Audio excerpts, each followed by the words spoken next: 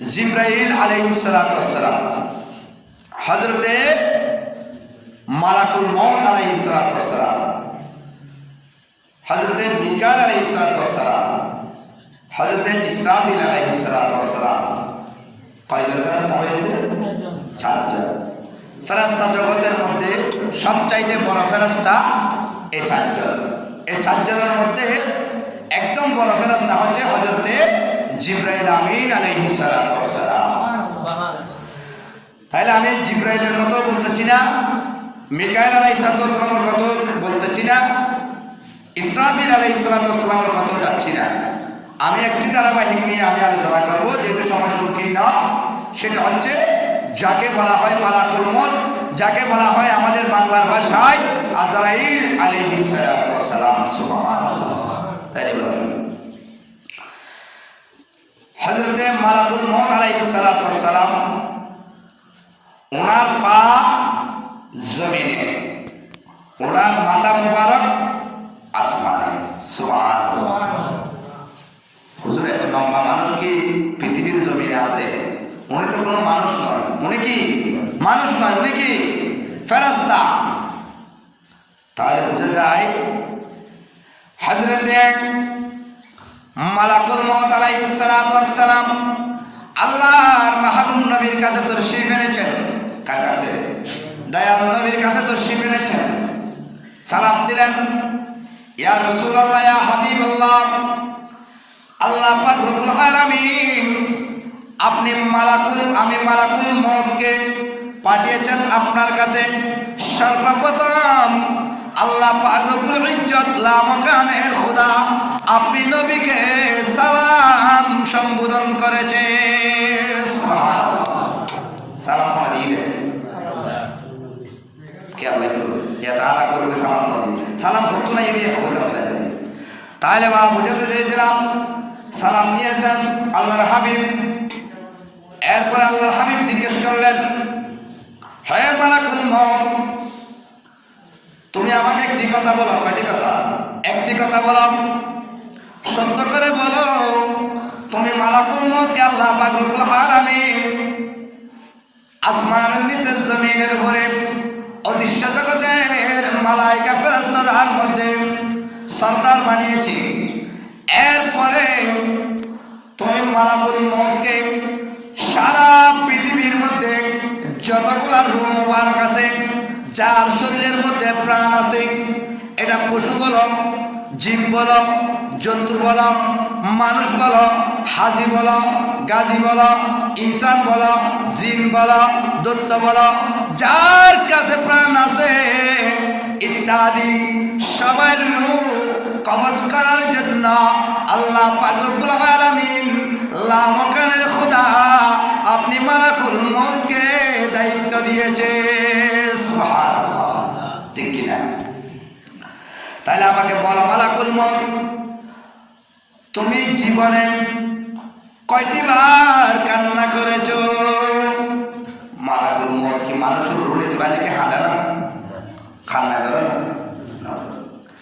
ইয়া রাসূলুল্লাহ, ইয়া হাবিবাল্লাহ, ওই মালাকুল মউত খন্দন করতে লাগলেন, চোখের পানি জোরে ছেড়ে দিলেন, বললেন, ইয়া রাসূলুল্লাহ, ইয়া হাবিবাল্লাহ, আমি জীবনে 2টি বার কান্না করেছি। সুবহানাল্লাহ। কয়বার? 2 বার। হ্যাঁ মালাকুল মউত, তুমি 2 বার কান্না করেছো। কোন সময়? কোন সময় কান্না করেছো আমাকে একটু বলো। নবী জিজ্ঞেস করতেছে। তখন মালাকুল মউত বলতে লাগলেন, ইয়া রাসূলুল্লাহ, ইয়া হাবিবাল্লাহ, আমি 2টি বার কান্না করেছি। 1টি বার কান্না করেছি আমি একজন হামালা অবস্থা মায়া কিস্তির করে নূহ আলাইহিস সালাতু ওয়াস সালামের যুগে, বনি ইসরাইলের যুগে নূহ আলাইহিস সালাতু ওয়াস সালাম কিস্তি আছে। কিস্তি মানে বুঝুন না, এটা সুতি লাগাতে কিস্তি না। কিস্তি মানে কি? বহন করা যন্ত্র, নৌকো, এই হাতা সুতি। নূহ আলাইহিস সালাতু ওয়াস সালাম হযরতে বনী ইসরাঈল আলাইহিস সালামের যুগে একজন মা, এগুলো মালাকুল মউত আমার রাসূলকে বলতেছে, কথা খেয়াল করতে খালি রাসূলের খেয়াল করা বলবো। এখান থেকে ঘরে যাওয়া মাত্র আপনার ওয়াইফ, আপনার মা, আপনার ছেলে সন্তান জিজ্ঞেস করবে, মসজিদে গেছেন বাবা, দাদা, হুজুর কি বলেছেন একটু বলেন না। আপনি কি বলবেন? বাদ বাইতে হবে ফেটে ফেটে লাগুস এমনি বাদ বাইতে হবে হুজুরের সময় নিয়ে খেয়ে দিই, হুজুরি বেরো হুজুর দশা শেষ করি বেরোতে ফোনার হয় না। অনারা কম জানে, এটা বারা হলে ভর্তি, অনারাতে কম মানুষ গম বলে যাচ্ছে জুম্মা, এটা হয় বলে যাচ্ছে জুম্মা বাড়ি। তাহলে মা বলতে চাইছিলাম গভীর মনে যদি একটু খেয়াল করুন, বড় গুরুত্বপূর্ণ পয়েন্টের কথা। মালাকুল মউত বলতে লাগলেন, ইয়া রাসূলুল্লাহ, ইয়া হাবিবাল্লাহ, আমার কাছে বলতে বড় লজ্জা বোধ হচ্ছে, বড় ভয় লাগছে, বড় শরম লাগতেছে। ইয়া রাসূলুল্লাহ, আপনি হলেন আল্লাহর পয়গম্বর, যেমন তেমন পয়গম্বর নাই। মতান্তরে 1,24,000, মতান্তরে 2,24,000, মতান্তরে 3,36,000 নবী রাসূল আসার পরে দুনিয়ার জমিনে আল্লাহ পাক রব্বুল আলামিন আপনি নবুকে খাতামান নবী হিসেবে দুনিয়ার জমিনে পাঠিয়েছে। ইয়া রাসূলুল্লাহ, আমার তো বলতে একটু ভয় লাগতেছে, আমাকে যদি নির্ভয়ে যদি বলেন তাহলে আমি বলবো। কে বলতেছেন? মালাকুল মউত। আচ্ছা, অনর্থই কার থেকে বেড়ায় বলে মালাকুল মউত আইলে বলবো না, বছর করে তো ঋতু মারি তো এর বিপদে হয় না নয়। তাহলে বাবা বলতে হবে, বুঝতে হবে। বললেন, ইয়া রাসূলুল্লাহ, আমি 2বার কান্না করেছি।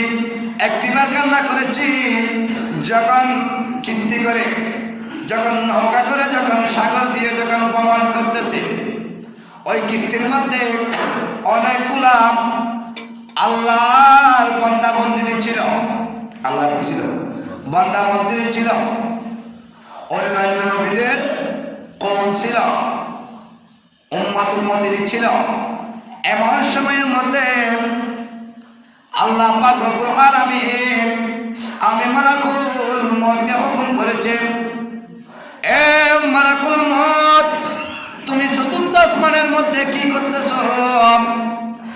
তুমি জমিনের মধ্যে যাও, ওই সাগরের মধ্যে আমার একজন বাঁদিনী হামেলা অবস্থা, হামেলা মানে বুঝেছেন গর্ভবতী অবস্থা, আমার একজন বাঁদিনী গর্ভবতী অবস্থা, একজন আমার বান্দা দুনিয়ার জমিনে প্রসব হবে, দুনিয়ার জমিনে জন্মগ্রহণ করবে। এ মালাকুল মউত, মালাকুল মউত বাড়ি কোথায়? চতুর্থ আসমানে। কোথায়? কোথায় থাকেন? চতুর্থ আসমানে। আমরা আর বারিন্দা হই পড়ে চতুর্থ আসমান। মালাকুল মউত, তুমি আসমান থেকে জমিনের মধ্যে সফরে যাও, গে আমার বাঁদিনী ওই হামলা অবস্থা, আমার বাঁদিনীর রূহ কবজ করে আমার বান্দা শিশু, অন্য কথা শিশুকে দুনিয়ার জমিনে বেঁচে রেখে সমস্ত কিস্তির মানুষ ওই পানির মধ্যে ডুবিয়ে দাও। দেখেন, সব মানুষ কি করলেন? কিস্তি ডুবিয়ে দিলেন। তাহলে সব মানুষের রূপ মালাকুল মউতের সঙ্গে কি করলেন? নিয়ে গেলেন। সম্ভব না, আর এক করেনি, নিয়ে গেলেন। মালাকুল মউত তো কারো কাছে গলা ছিপে রুবে না। মালাকুল মউত কি করে? সুরটা ধারণ করে। কি করে?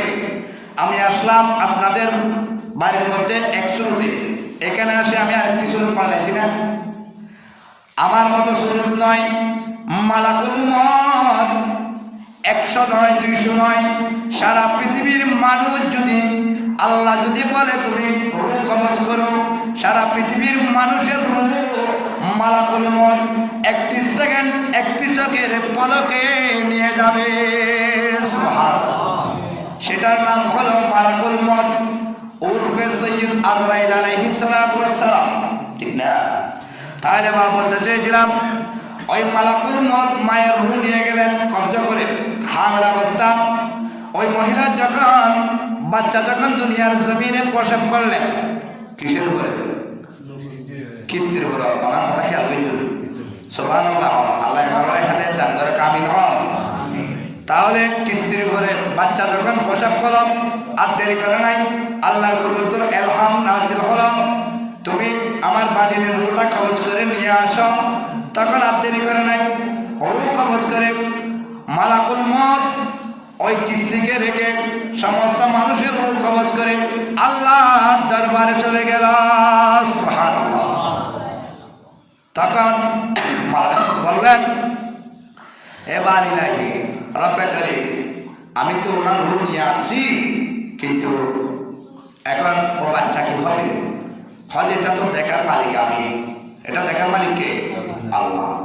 তখন আল্লাহ দেখতেছে, ইয়া রাসূলুল্লাহ, ইয়া হাবিবাল্লাহ, আমি মালাকুল মউত যখন ওই হামলা আল্লাহর বাদিনীর রূহ যখন আমি কবজ করতেছি, এমন সময়ের মধ্যে আমি মালাকুল মউত আজরাইল আলাইহিস সালাতু ওয়াস সালাম আমার দুটি অশ্রু দিয়ে, আমার দুটি আইনুন দিয়ে পানি বের হয়েছে, অশ্রু বের হয়েছে, আমার চোখের জল দুনিয়ার জমিনের মাটি পড়েছে।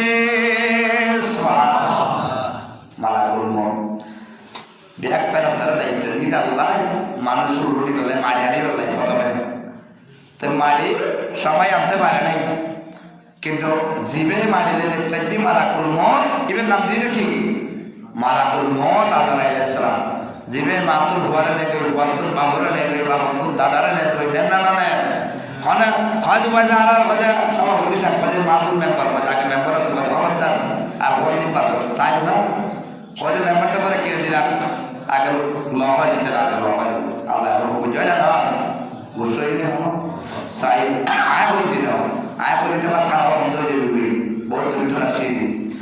তাহলে মা বলতে চেয়েছিলাম, তখন উনি কান্না করেছেন। এই কথাটা কাকে বলেছেন? কাকে? রাসূলকে বলেছেন। আমার রাসূল নবুয়তের জামান ইরশাদ দিচ্ছেন, এ মালাকুল মউত, তুমি প্রথমবার কান্না করেছো আল্লাহর বাদিনীর রূহ কবজ করার সময়, তুমি আরেকটা বার কোথায় কান্না করেছো আমাকে একটু বলো।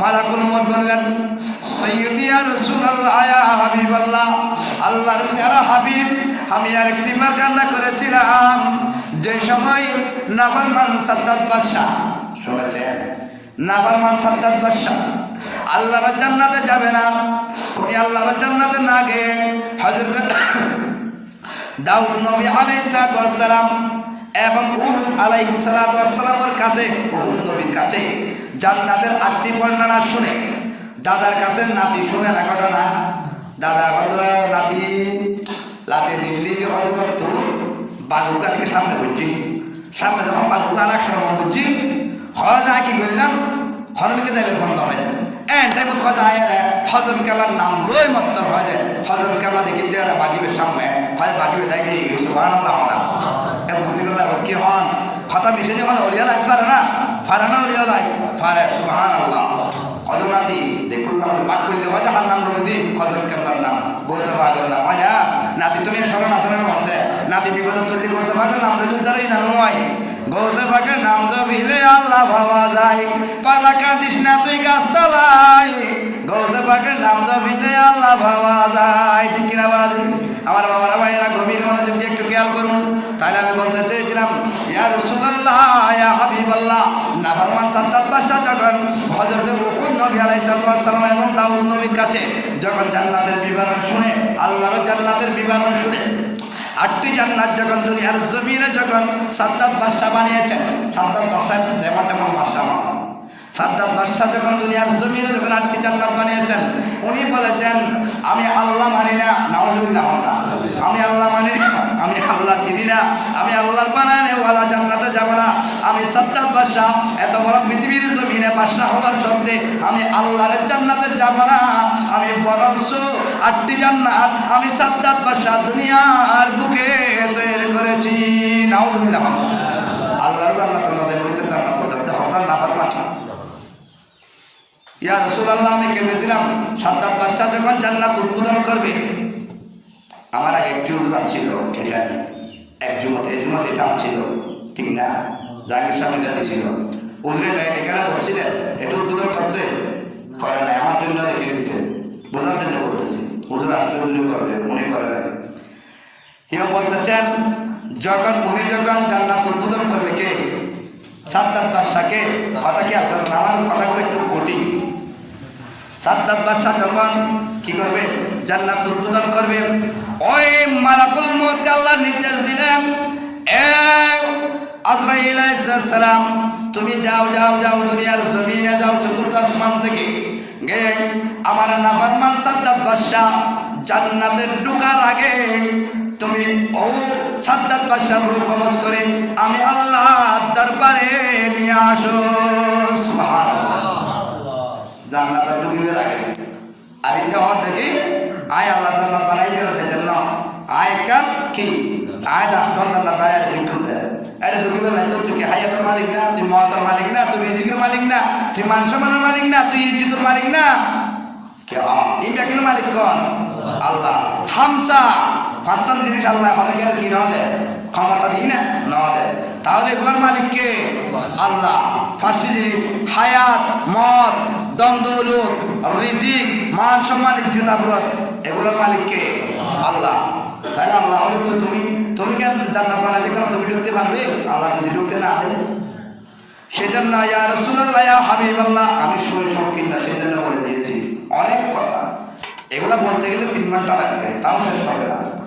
ইয়া রাসূলুল্লাহ ইয়া হাবিবাল্লাহ যখন সাদ্দাত বাদশা এত সুন্দর করে পৃথিবীর জমিনে 8টি জান্নাত তৈরি করেছেন, আমি মালাকুল মউত সারা পৃথিবী ভ্রমণ করি কিন্তু কোনো একটি স্থানে জায়গার মধ্যে দেখি নাই এত সুন্দর বরফের জান্নাত। বরফের বান্দা নাউজুবিল্লাহ।